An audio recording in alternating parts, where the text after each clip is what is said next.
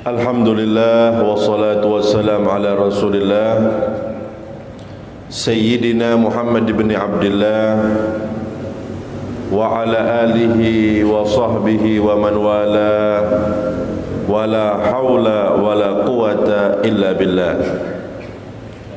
Subhanaka la ilma lana illa ma 'allamtana innaka antal alimul hakim. Rabbi shrah li sadri wa yassir li amri wahlul 'uqdatam min lisani yafqahu qawli bi rahmatika ya arhamar rahimin. Amma ba'd. Alhamdulillah, kita bersyukur kepada Allah Subhanahu wa taala yang pada pagi hari ini kita semua masih diberi taufik oleh Allah Subhanahu wa taala sehingga dapat bersama-sama kita beribadah kepada Allah, bersama-sama kita mengkaji, memperdalami syariat-syariat Nabi Muhammad sallallahu alaihi wasallam. Mudah-mudahan dengan hadirnya kita di majelis yang mulia ini, Allah Subhanahu wa taala mengampuni dosa-dosa kita, menutup segala aib kita, hajat kita semua dikabulkan oleh Allah Subhanahu wa taala, dan ilmu kita dijadikan ilmu yang bermanfaat bagi kita, keluarga kita dan saudara-saudara kita. Amin Allahumma amin ya rabbal alamin. Para hadirin hadirat yang dimuliakan oleh Allah Subhanahu wa taala, kita masih berada di bulan Maulid, bulan kelahiran Nabi Muhammad sallallahu alaihi wasallam. Kemarin pembahasan kita masih seputar kemuliaan Nabi kita Muhammad sallallahu alaihi wasallam.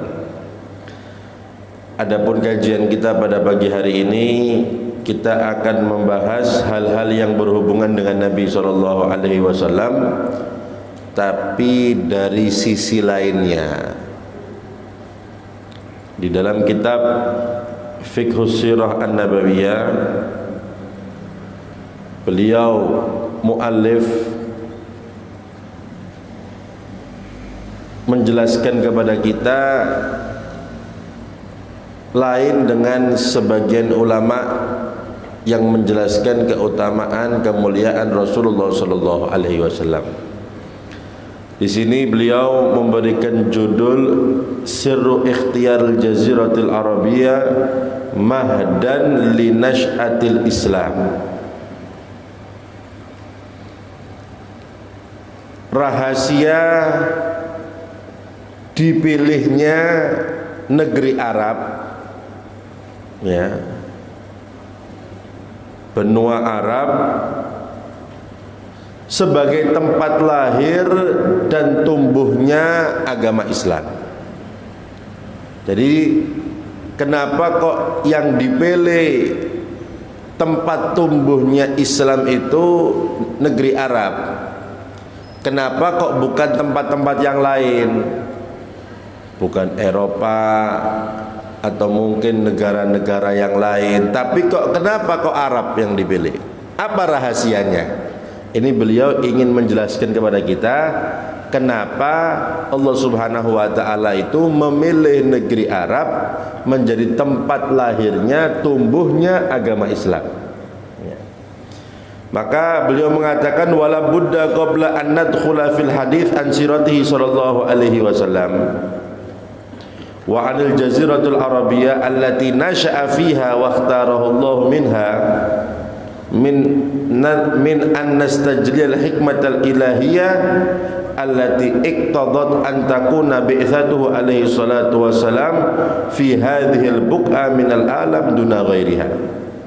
Beliau mengatakan sebelum kita itu membahas tentang sejarah hidup Nabi Muhammad sallallahu alaihi wasallam, ya, bagaimana Rasul dilahirkan, bagaimana tumbuhnya Nabi, bagaimana ketika Rasulullah SAW kumpul dengan sahabat, bagaimana tentang sejarah Nabi.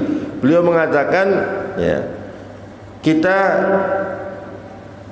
sebelum membahas tentang sejarah Nabi, maka perlu bagi kita untuk menjelaskan, kata beliau, kenapa negeri Arab itu menjadi tempat tumbuhnya Islam, ya. Maka beliau mengatakan wali bayani hadza yanbaghi awalan an na'lama khasa'isal Arab wa tiba'ahum qabla al-Islam. Maka kalau seperti itu perlu kita ini mengetahui dulu karakter orang-orang Arab sebelum Islam, dan kemudian kita membayangkan geografis, ya, allati kanu ya'ishuna fiha, yang mana dahulu orang-orang Arab hidup di dalamnya, ya. Jadi kalau kita baca satu persatu modelnya kok mari-mari, ya. Jadi saya baca intinya saja, ya. Beliau ini menjelaskan kepada kita tentang bagaimana Allah Subhanahu wa taala itu memilih negeri Arab untuk tempat tumbuhnya Islam, diutusnya Nabi Muhammad SAW pertama kali di negeri Arab.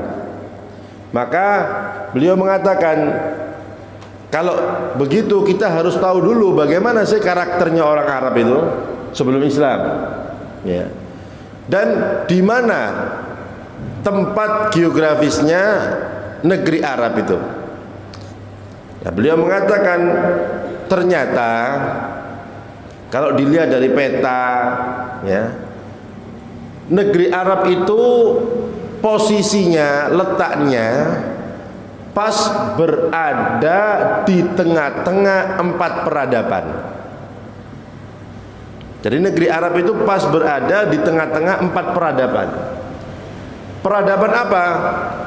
Antara peradaban barat dan peradaban timur. Peradaban barat, beliau mengatakan ada Romawi dan Persia, ya. Kemudian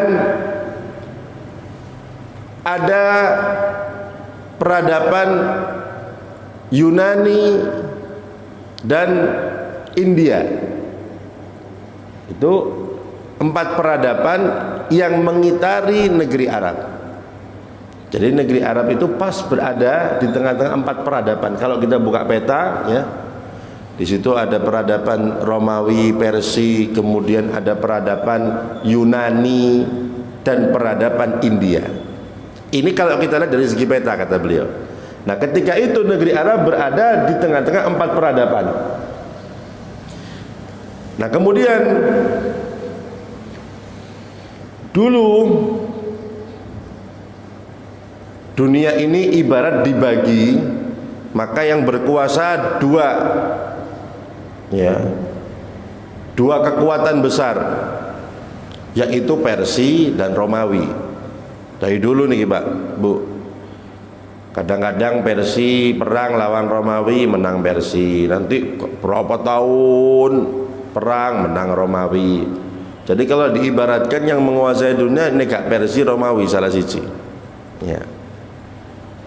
Nah, beliau mengatakan, nah, kalau kita kepingin tahu bagaimana Allah Subhanahu wa taala itu memilih negeri Arab, maka kita juga harus tahu karakternya orang Arab, dan kemudian kita bandingkan dengan karakter Romawi, Persia, Yunani, India.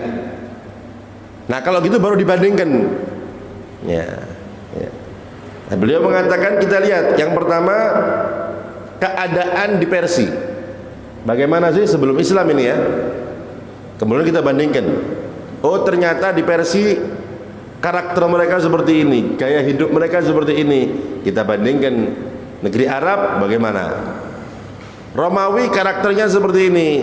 Negeri Arab bagaimana karakternya? Yunani, India karakternya seperti ini dibandingkan dengan karakternya orang-orang Arab sebelum Islam, sebelum diutusnya Nabi Muhammad SAW. Nah, kita lihat ternyata dulu di Persia itu beliau mengatakan kanat haklan di wasawisid dunia falsafiyah mutasari'ah mukhtalifah. Dulu di Persia itu ternyata ladangnya hayalan-hayalan. Orangnya itu suka seperti itu. Kemudian filsafat yang diandalkan, tapi filsafat ngawur, ya. Bahkan ketika itu di Persia itu ada agama yang nama agamanya itu Zoroastia. Kalau mungkin diterjemahkan Zoroaster. Itu agama yang dianut oleh orang Persia. Agamanya seperti itu, Zoroaster, ya. Nah, agama ini dianut oleh penguasa pada waktu itu. Jadi raja-raja Persia agamanya yaitu Zoroaster namanya. Itu agama mereka. Nah, kita lihat beliau mengatakan wa kana min falsafatiha tafdilu zawajir rajuli bi ummihi au ibnatihi au ukhtihi. Termasuk daripada pemikiran agamanya, yang mana agama Zoroaster ini lebih mengutamakan kawin dengan anak perempuannya, atau kawin dengan ibunya, atau kawin dengan saudara perempuannya. Loh, bayangkan, ini agama loh, ya. Agama ketika itu di Persia itu lebih mengutamakan, lebih afdol orang itu kawin sama anak perempuannya, lebih afdol orang kawin itu sama ibunya, kawin sama saudara perempuannya. Ini agama mereka dulu di Persia, dan itu yang dianut oleh penguasanya, ya. Raja-raja pada waktu itu ya agamanya ya ini. Bahkan beliau mengatakan sampai-sampai Yazdasir Athani, yang mana Yazdasir ini yang berkuasa di pertengahan abad kelima, itu kawin sama anaknya sendiri. Itu praktek kan jenenge agama kok, ya.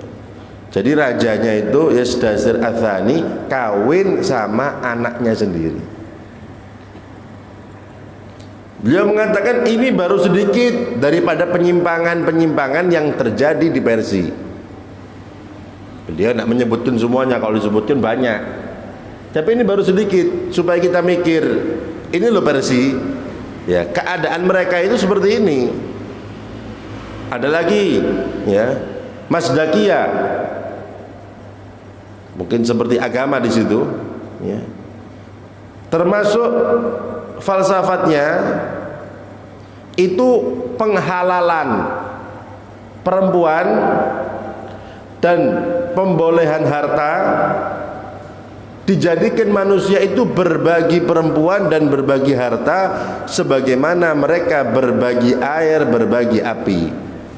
Perempuan digawa sapa gak apa-apa, ya. Jadi mereka berbagi wanita seperti berbagi air. Makanya di sini ulama mengatakan ketika itu orang yang bejat seneng agama model gini, tepak aja wis kan gitu ya. Model-model seperti ini agama loh. Ini bukan keadaan agama. Jadi sudah memang agamanya seperti itu, ya. Lain kan kalau ada orang mungkin agamanya A, tapi mereka keadaannya melanggar agamanya. Lain loh ya. Agamanya melarang sebenarnya, cuma mokong aja wong-wonge melanggar. Lain. Ini enggak, memang tuntunan agamanya seperti itu. Tuh, bayangkan. Tuntunan agamanya untuk kawin sama anak perempuannya, tuntunan agamanya kawin sama ibunya, tuntunan agamanya memperbolehkan berbagi perempuan sebagaimana mereka berbagi air, berbagi api. Lo bayangkan. Jadi agama ini. Nah, ini beliau mengatakan sedikit dari penyimpangan yang terjadi di Persia. Pindah ke Romawi, kemudian nanti dibandingkan. Nah, kita lihat bagaimana di negeri Arab. Ya. Nanti beliau mengatakan tidak pernah terjadi di negeri Arab ketika itu, sebelum Islam loh ya, mereka yang kawin sama ibunya, kawin sama anaknya, tidak ada. Meskipun mereka dalam keadaan jahiliyah, tapi tidak separah yang terjadi di Persia. Gitu loh. Ya. Ini untuk perbandingan, sama-sama sebelum diutusnya Rasul ini. Ya. Di Persia seperti itu, kita lihat di negeri Arab. Negeri Arab itu kalau pernikahannya memang ada beberapa cara pernikahan di Arab itu. Ya. Ada memang gaya pernikahan mereka dulu sebelum Islam. Laki-laki itu kadang-kadang nyuruh istrinya untuk kumpul sama laki-laki lain yang punya kehebatan, ya, kemuliaan, keberanian. Nanti kalau supaya dapat anak dari orang itu, setelah dikumpuli hamil dibiarkan dulu, nanti punya anak jadi anaknya. Itu terjadi di negeri Arab dulu, ya. Ada lagi pernikahan modelnya perempuan nanti mungkin kumpul sama siapa, nanti kalau hamil tentukan, mungkin yang dikumpuli berapa laki-laki gitu ya. Oh iki anakmu pokoknya, nunjuk, kalau ditunjuk berarti harus jadi bapak wis pokoknya sakarepe, ya. Ini juga gaya pernikahan yang terjadi di Arab sebelum Islam. Tapi juga ada yang seperti kita ini, tidak ada seperti itu, ya kawin seperti biasanya.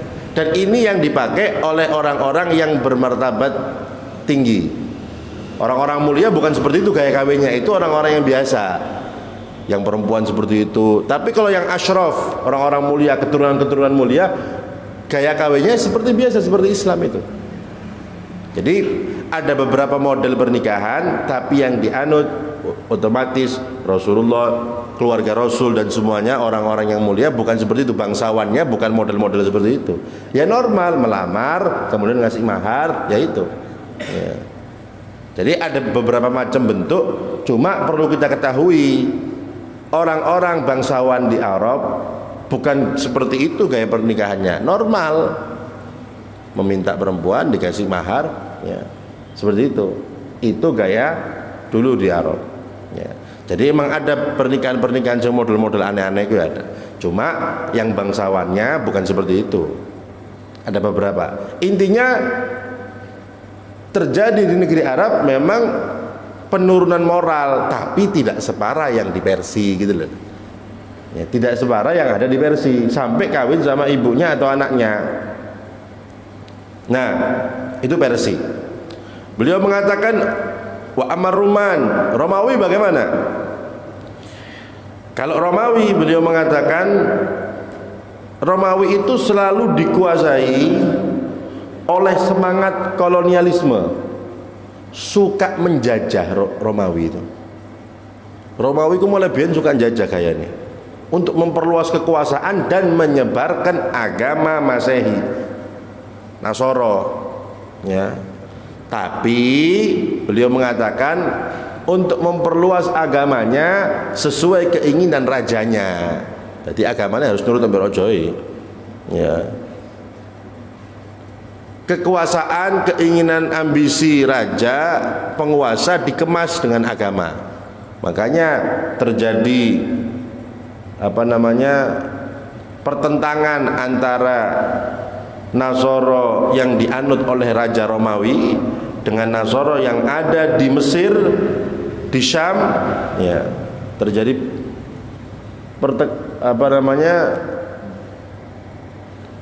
salah faham, tukaran lah maksudnya. Karena memang agama itu cuma dijadikan kendaraan untuk pemuasan keinginan rajanya. Kayak hidup mereka selalu menjajah. Itu Romawi, ya. Bahkan tidak sampai di situ. Beliau mengatakan ketika itu Romawi tidak kalah kemerosotan moralnya dari Persia. Di situ banyak kebejatan-kebejatan banyak terjadi di Romawi. Belum lagi penyimpangan tentang ekonomi, menarik pajak, mendolimi, itu terjadi di Romawi. Penurunan moral terjadi pada waktu itu. Bahkan dari segi ekonomi juga seperti itu, ditindas rakyatnya. Nah, kita lihat sekarang Arab, tidak pernah Arab itu menjajah. Mereka perang karepe dhewe, ya. Tidak ada negeri Arab kepingin menjajah negeri satu, tidak ada. Mereka itu kalau ada sesuatu ya perang karepe dhewe. Oh, ada salah satu keluarganya mungkin dibunuh, tidak terima, perang antar suku. Loh, kan sering perang, memang sering perang, tapi bukan kepingin menjajah perangnya mereka. Ya seperti itu loh. Karena gara-gara saudaranya mungkin dibunuh, akhirnya nggak terima, ya. Akhirnya menjadi perang. Itu yang terjadi di Romawi. Kita bandingkan dengan yang terjadi di negeri Arab, sama-sama sebelum diutusnya Nabi Muhammad SAW. Begitu pula terjadi di Yunani. Yunani itu terkenal dengan hayalan-hayalan, mitos-mitos. Orang Yunani pada waktu itu suka mitos, suka berhayal yang tidak membuahkan hasil baik dalam mitosnya, dalam penghayalannya, ya. Dan beliau ahli sejarah juga mengatakan ketika itu Yunani dalam keadaan merosot moralnya. India juga demikian, ya. Ulama sepakat, ahli sejarah, bahwasanya paling parahnya moral, kemerosotan moral itu ketika sebelum diutusnya Nabi Muhammad SAW. Jadi beliau mengatakan intinya, kalau kita bandingkan negeri Arab yang merosot moralnya, dikatakan jahiliyah, itu masih lebih mendingan daripada peradaban-peradaban yang lain, gitu loh. Memang betul negeri Arab sebelum diutusnya Nabi itu merosot moralnya, tapi masih lebih mendingan daripada peradaban-peradaban yang lain, daripada Persia, Romawi, Yunani, India, yang mana 4 peradaban ini ada mengelilingi peradaban Arab. Itu kata beliau. Makanya kalau kita bandingkan, maka kita akan temukan ternyata Arab itu lebih lumayan, merosot-merosot, tapi masih lebih lumayan daripada yang lain. Oleh karenanya Allah Subhanahu wa ta'ala itu memilih negeri Arab, termasuk itu sebabnya. Dari semua peradaban yang paling baik ketika itu peradaban Arab, maka diutuslah nabi terbaik di tempat yang paling baik pada waktu itu, ya. Jadi jangan di sini disebutkan hikmahnya. Loh, kenapa sih mereka itu merosot Persia, Romawi, Yunani, India? Kenapa? Di Arab juga demikian. Karena mereka itu tidak mempunyai tipe ideal, sosok seorang yang bisa ditiru. Itu sebabnya, ya. Mereka cuma urusan materi tok, pokoknya sugih, pokoknya duit, pokoknya sugih, pokoknya sukses. Dan mereka tidak punya tipe ideal, uswatun hasanah. Makanya menjadi kemerosotan di mana-mana karena itu sebabnya. Persia kuat, Pak, punya harta. Romawi juga raja, kuat, tapi mereka tidak punya uswatun hasanah yang menjadikan mereka, peradaban mereka kacau seperti itu, padahal kaya. Ya, itu perkataan beliau, sebabnya karena tidak mempunyai uswatun hasanah yang bisa mereka tiru. Padahal uangnya banyak, kekuasaannya luas, tapi ketika tidak mempunyai uswatun hasanah, yang terjadi kemerosotan moral. Itu sebabnya, ya. Kemudian beliau mengatakan, bagaimana kalau tabiatnya orang Arab pada waktu itu? Diibaratkan ketika itu tabiatnya orang Arab itu diibaratkan seperti bahan mentah. Mereka itu orang-orang Arab, ya, masih terdapat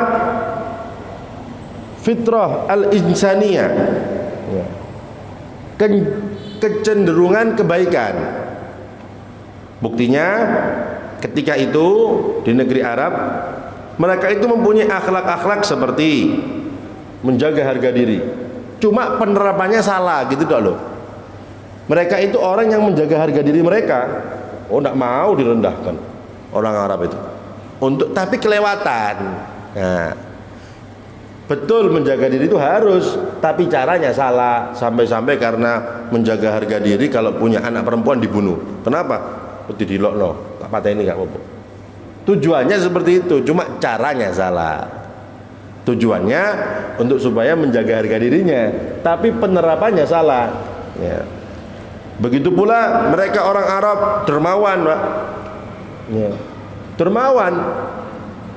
Apapun yang ada yang membutuhkan dibantu, cuma keterlaluan sampai boros, buang-buang uang. Nah, itu yang terjadi, termasuk tabiat orang Arab pada waktu itu.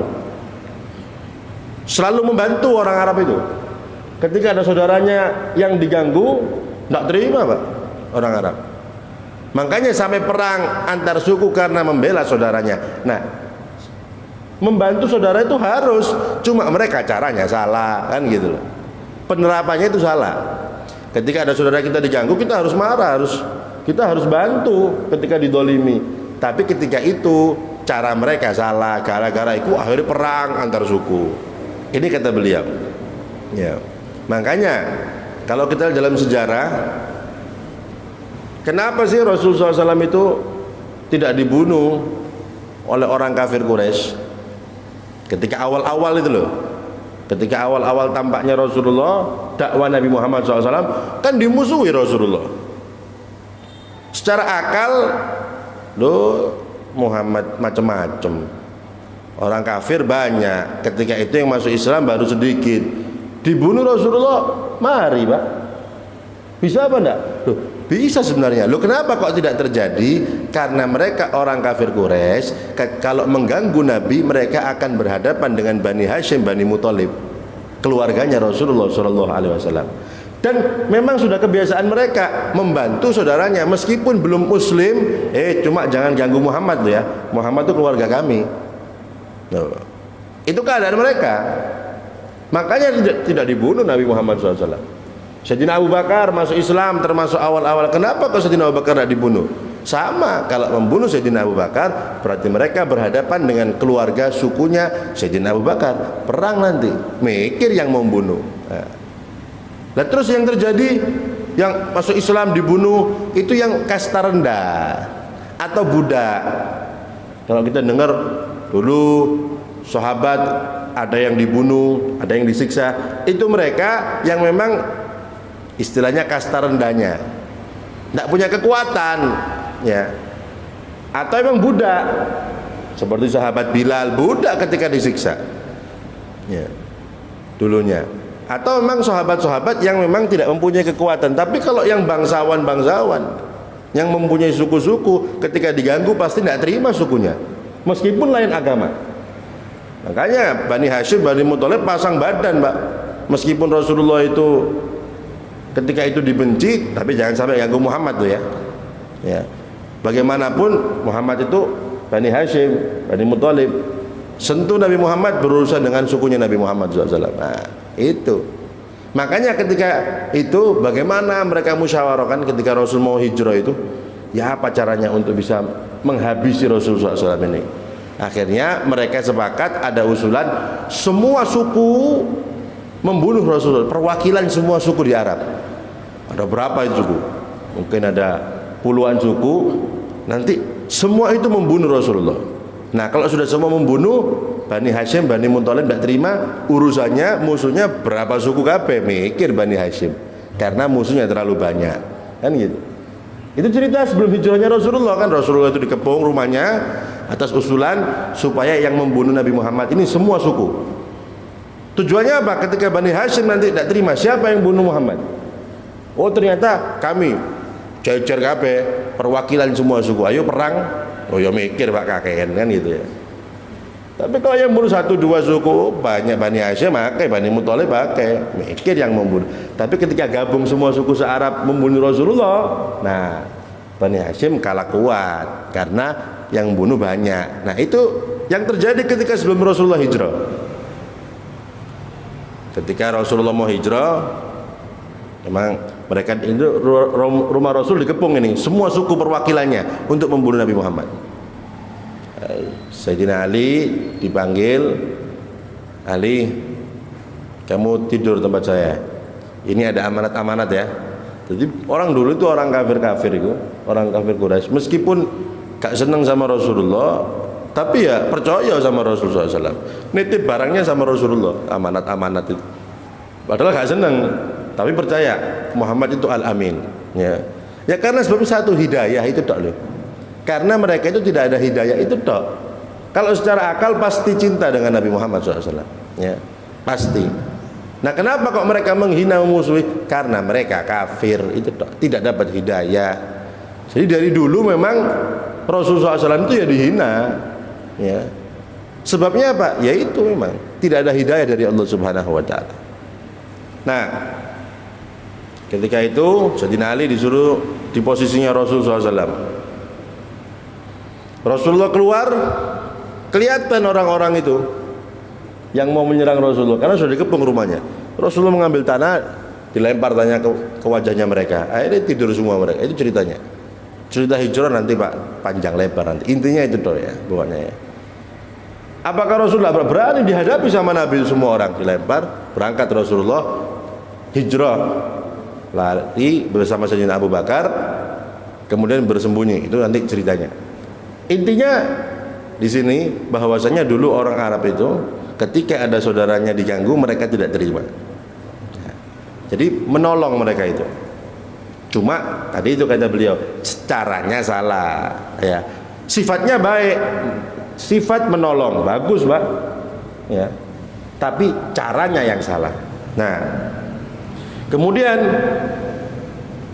intinya beliau mengatakan bahwasannya karakter, tabiat yang paling mendingan daripada semuanya itu adalah karakternya orang Arab. Makanya Rasulullah SAW itu dilahirkan di tempat yang paling baik pada waktu itu. Jadi negeri Arab itu negeri yang paling baik dibanding negeri-negeri yang lain. Ada yang ngomong, loh, ada yang mengatakan Rasulullah itu diutus di tempat yang paling bejat. Kan ada yang biasanya kita dengar seperti itu ya. Rasulullah itu diutus tempat yang paling parah, makanya Arab itu paling bejat nggon wis. Itu tidak ada dalilnya ya. Itu cuma pemikiran, tidak ada dalilnya. Karena secara faktanya ya seperti ini tadi. Rasul yang paling mulia pasti akan diturunkan di tempat yang paling mulia. Ketika itu yang paling mulia daripada yang lainnya, ya negeri Arab, itu yang paling betul. Bukan karena Arab itu paling bejatnya, enggak. Lalu itu zaman jahiliyah, memang betul zaman jahiliyah. Kalau dibandingkan Islam, gitu loh. Makanya kita lihat, kalau kita teliti firman Allah Subhanahu wa taala, Allah Subhanahu wa taala berfirman, "Huwallazi ba'atsa fil ummiyina rasulan minhum." Dalilnya ya. Dan dia Allah Subhanahu wa taala yang mengutus fil ummiyina, di kalangan orang-orang ummi, orang-orang yang tidak bisa baca, tidak bisa nulis. Orang Arab itu dulu banyak tidak bisa baca, tidak bisa nulis. Banyak, bukan semuanya ya. Banyak dari mereka tidak bisa baca, tidak bisa menulis. Rasulan minhum, Allah mengutus di kalangan orang-orang ummi seorang rasul dari golongan mereka. Maksudnya Rasulullah tidak bisa baca, juga tidak bisa nulis ya. Tapi beda Pak Bu ya.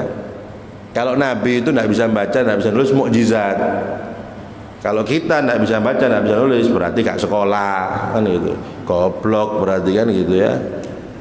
Makanya kata Sahibul Burda itu kafaka bil ummi fil ummiyina mukjizatan. Kurang lebih seperti itu ya. Sahibul Burda mengatakan, cukup ya Rasulullah, jenengan itu dijadikan nabi yang tidak bisa baca, tidak bisa nulis, itu mukjizat sudah. Tidak bisa baca, tidak bisa nulis. Bayangkan, itu kan sifat jelek sih. Wong gak bisa baca, goblok berarti kan. Jelek kan? Tapi kalau sifat itu nempel ke Rasulullah, menjadi mulia untuk Rasulullah SAW. Bayangkan. Makanya beliau mengatakan, cukup wahai Rasulullah, jenengan itu dijadikan tidak bisa baca, tidak bisa nulis, itu mukjizat. Loh kenapa? Kita bayangkan Pak, seseorang tidak bisa baca, tidak bisa nulis, bisa mengatur strategi perang, menang Islam di mana-mana. Yang ngatur strateginya Rasulullah. Sahabat di sini, sahabat di sini, menang. Padahal yang ngatur tidak bisa baca, tidak bisa nulis. Tidak bisa baca, tidak bisa nulis. Tahu sejarah. Oh, dulu Nabi Adam itu seperti ini, Nabi Nuh seperti ini, Nabi Musa seperti ini. Loh kok ero? Tidak bisa baca, tidak bisa nulis. Mukjizat. Ya. Tidak bisa baca, tidak bisa nulis, bisa ngatur tatanan pemerintahan Rasulullah. Padahal tidak bisa baca, tidak bisa nulis. Loh, makanya beliau mengatakan, ya Rasulullah, jenengan dijadikan tidak bisa baca, tidak bisa nulis, itu mukjizat sudah. Ya. Kenapa orang yang tidak bisa baca, tidak bisa nulis bisa sukses dalam berdakwah, mengislamkan, menang dia di setiap peperangan? Itu Nabi kita Muhammad sallallahu alaihi wasallam. Nah, lihat firman Allah. Dan Allah Subhanahu wa taala yang mengutus di kalangan orang-orang ummi, tidak bisa baca, tidak bisa nulis, seorang rasul dari mereka. Nabi tidak bisa baca, tidak bisa nulis, ya. Dan tujuannya apa, Pak? Nabi itu tidak bisa baca, tidak bisa nulis, itu juga hikmah, rahmat bagi umatnya. Setiap orang melihat Rasul, melihat cara Nabi berbicara, langsung masuk Islam, gampang, tanpa keraguan. Karena orang Arab itu tahu, loh Muhammad ini nggak bisa baca, tidak bisa nulis loh, tidak bisa baca, kok tahu sejarah? Oh, berarti ini wahyu ini. Mereka orang Arab tahu Rasul itu tidak bisa baca. Lah kok tahu? Oh, dulu Nabi Musa seperti ini, di kerajaan Romawi itu seperti ini, Persia itu seperti ini. Loh kok itu? Keluar kota tidak pernah, ya. Kemudian baca ya tidak iso. Kok tahu sejarah-sejarah terdahulu? Itu supaya memudahkan umatnya untuk masuk Islam, percaya langsung tanpa ada keraguan. Nah, ini hikmah, termasuk hikmahnya. Bagus ini, Pak. Kenapa Rasul dijadikan tidak bisa baca, tidak bisa nulis? Untuk supaya tidak ada keraguan bagi umatnya ketika masuk ke dalam agama Islam, langsung, ya. Itu hikmah. Nah, lihat, yatlu alaihim ayatihi, yang mana seorang nabi ini, seorang rasul membacakan atas mereka ayat-ayat Allah. Wa yuzakkihim, membersihkan mereka, mensucikan mereka. Wa yu'allimuhumul kitab, mengajari mereka Alkitab, Al-Qur'an wal hikmah, dan hikmah. Nah, kita lihat, wa in kanu min qablu la fi dhalalim mubin, yang mana dulunya mereka itu di dalam kesesatan yang nyata. Jadi dari ayat ini sudah dijelaskan, dulu mereka dalam kesesatan yang nyata. Maksudnya sebelum Islam, kalau dibandingkan Islam dengan jahiliyah, ya sesat jahiliyah itu. Kalau bandingannya sama Islam, makanya Allah mengatakan wa in kanu min qablu, sebelumnya mereka dalam kesesatan, sesatnya nyata. Kenapa? Bandingannya sama Islam soalnya. Ketika diutus oleh Rasul, diutus oleh Allah, diajarkan Al-Quran, diajarkan ini, diajarkan hikmah. Yang dulunya mereka itu sesat karena perbandingannya dengan Islam. Jahiliyah sama Islam, mana? Oh, sesat. Tapi kalau perbandingannya Arab dengan negara-negara selain Arab, sama-sama sebelum Islam, maka Arab lebih mendingan, gitu loh. Jadi kalau perbandingannya sama setelah diutusnya Rasulullah, ya memang sesat. Dhalal wa in kanu min qablu, kata Allah. Yang mana sebelumnya, sebelum Islam, sebelum diutusnya Rasulullah SAW, mereka dalam keadaan sesat dan kesesatannya nyata. Nah, ini harus tahu. Beliau mengatakan demikian karena kalau bandingannya sama Islam ya jelas sesat. Tapi kalau ini perbandingannya sama-sama sebelum Islam, mendingan mana sih? Islam, Arab sama Persia, Arab sama Romawi, ya.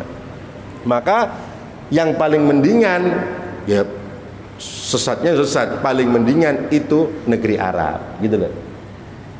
Ada yang mengatakan, loh, Rasul itu diutus di tempat yang paling bejat, wes. Makanya Rasul itu berhasil dakwah di Arab akan berhasil di tempat yang lain karena paling soro itu. Nah, itu tidak ada dalilnya, Pak, ya. Karena orang yang berpendapat seperti itu, yang pertama tidak ada dalilnya atau tidak membaca sejarah. Mestinya kalau kepingin tahu sesat apa enggak, ya tadi di perbandingan dengan peradaban-peradaban yang lain, baru tahu. Oh, ternyata kalau orang baca pasti tahu, oh ternyata Arab itu lebih mendingan, ya. Lah ucapan yang mengatakan Rasul itu kalau berhasil dakwah di Arab akan berhasil dakwah di lain. Itu pikiran orang manusia, seperti itu pikirannya. Dijawab oleh beliau. Orang mengatakan seperti ini, Nabi Muhammad itu kalau dakwah di Arab berhasil, makanya di tempat yang lain berhasil karena paling soro. Duh. Itu pikirannya makhluk seperti itu. Itu kalau yang mikir makhluk. Loh, kita harus tahu agama Islam ini keinginannya Allah ini. Bukan makhluk, Allah yang berkeinginan. Nah, kalau seandainya kalau sudah Allah yang berkehendak, maka pasti akan dimudahkan semua sarana demi berkembangnya ajaran Islam. Jadi bukan soro kak soro. Lha iku manusia, itu makhluk itu namanya. Kalau bagi Allah tidak ada yang susah, semua gampang. Karena yang mengharap, yang ingin berkembangnya Islam itu Allah Subhanahu wa taala, keinginan Allah itu. Jadi tidak ada kata-kata soro gak ada, Pak. Jadi oleh karenanya Allah mengutus Nabi Muhammad di Arab, dan oleh Allah disiapkan sarana-sarana untuk mudahnya dakwanya Nabi Muhammad SAW. Karena ingin berkembang dakwah ini. Ya, jadi seperti itu pemikiran tidak benar. Itu pikirannya makhluk. Lak soro makanya. Enggak, ini keinginan Allah. Makanya Allah memudahkan dakwanya Nabi Muhammad SAW supaya cepat tersebarnya. Nah, seandainya Allah itu Islam ditampakkan umpamanya di Persia, maka Allah akan menyiapkan sarana untuk mempermudah dakwah ketika di Persia. Kalau di Romawi, ya Allah akan menyiapkan. Mau ini kehendak Allah kok.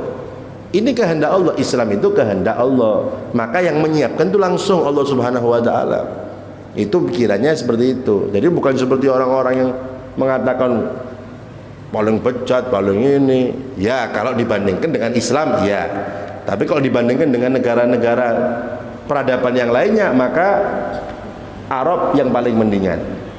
Makanya tidak diutus Nabi paling mulia kecuali di tempat yang paling mulia.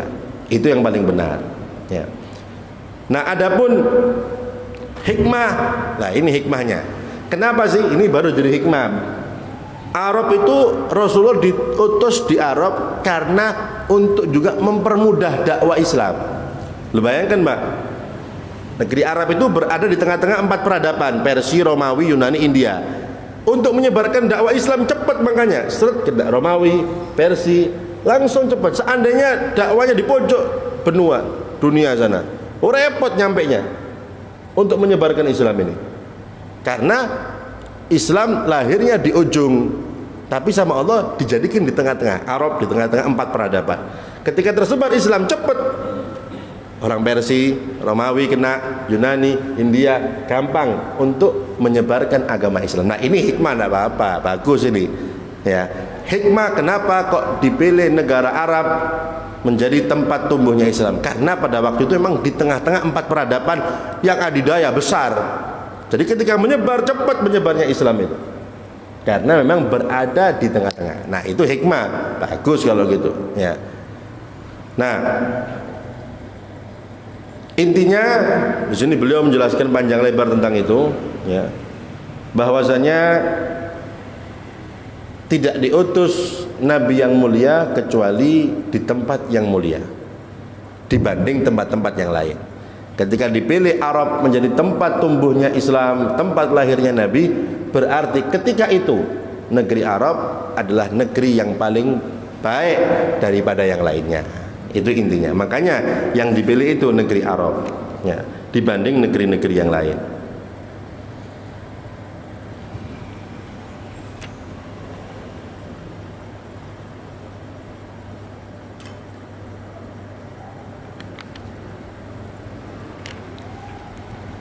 Nah, hikmah juga, kenapa sih orang Arab itu mereka itu tidak bisa baca, tidak bisa nulis? Ternyata ada hikmahnya untuk mereka juga.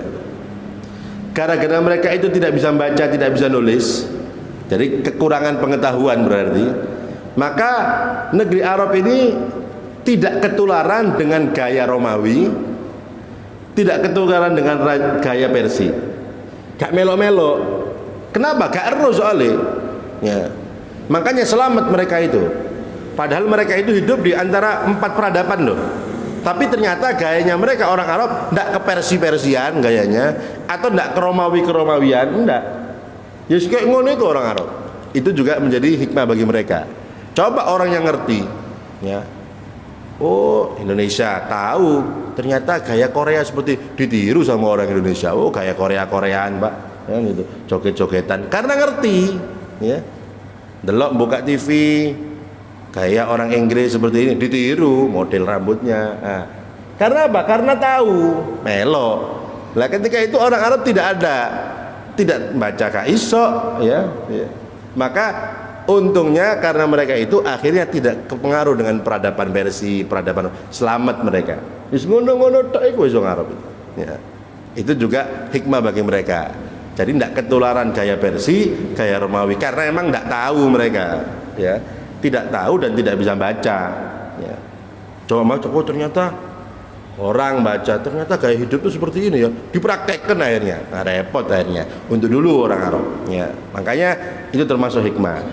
Nah, ini termasuk bagaimana Allah Subhanahu wa taala memilih nabi yang mulia ditempatkan di tempat yang paling mulia. Itu yang perlu kita ketahui. Apapun yang berhubungan nabi dengan nabi itu pasti mulia, ya. Ketika Arab itu menjadi tempat lahirnya nabi, berarti Arab pada waktu itu tempat yang paling mulia, ya. Apapun yang berhubungan dengan Rasulullah pasti mulia, Pak. Kita lihat bangsa Arab menjadi mulia bukan karena bangsa Arabnya, karena Nabi dilahirkan di situ, makanya menjadi mulia. Disiapkan oleh Allah Subhanahu wa taala, settingan dari Allah Subhanahu wa taala. Arab itu memang tempat mulia karena akan dilahirkan di dalamnya Nabi yang paling mulia. Ya. Umat Nabi, umat yang paling mulia. Umat Rasulullah, umat yang paling mulia. Melebihi kemuliaan umat-umat terdahulu. Makanya saya pernah menjelaskan, kita lihat, ya, umat Nabi Ismail itu Arab, Pak. Nabi Ismail di Mekah, dakwanya di Mekah, berarti umatnya juga orang Arab. Tapi coba kita bandingkan dengan umat Nabi, lebih mulia mana? Umatnya Nabi Ismail yang Arab sama umatnya Nabi yang bukan Arab. Tetap lebih mulia umatnya Rasulullah meskipun tidak Arab. Karena apa? Karena memang itu umatnya Nabi Muhammad SAW. Kuntum khairu ummatin. Setiap yang disandarkan dengan Nabi itu pasti mulia. Itu harus tahu kita, ya. Umat Nabi Ismail Arab, ada umat Nabi yang bukan Arab. Lebih mulia mana? Lebih mulia umatnya Rasulullah SAW. Kenapa? Karena mereka umatnya Nabi Muhammad SAW. Jadi apapun yang berhubungan dengan Nabi itu mulia, bukan karena orangnya itu, tapi karena Rasulullah SAW. Ya. Mudah-mudahan kita dijadikan oleh Allah Subhanahu wa taala umat-umat Nabi Muhammad sallallahu alaihi wasallam yang dimuliakan oleh Allah di dunia sampai nanti di akhirat. Amin Allahumma. Dan barokahnya kita ngaji bersama-sama membaca sejarah hidup Nabi Muhammad sallallahu alaihi wasallam, kita semua dijadikan umat Nabi yang dibanggakan oleh Rasulullah sallallahu alaihi wasallam, umat yang bisa mengikuti sunnah-sunnah Nabi Muhammad sallallahu alaihi wasallam, dan mudah-mudahan anak kita semua dijadikan anak-anak yang soleh dan solehah, anak-anak yang berjalan di jalan Nabi Muhammad sallallahu alaihi wasallam, anak-anak yang bisa kita banggakan di hadapan Nabi Muhammad sallallahu alaihi wasallam. Dan mudah-mudahan dengan barokahnya kita hadir di majelis yang mulia ini, usia kita semua dipanjangkan oleh Allah Subhanahu wa taala dalam keadaan sehat wal afiyah fi taatillah. Amin Allahumma amin ya rabbal alamin. Kurang lebihnya saya mohon maaf. Wabillahi taufiq wal hidayah. Wassalamualaikum warahmatullahi wabarakatuh.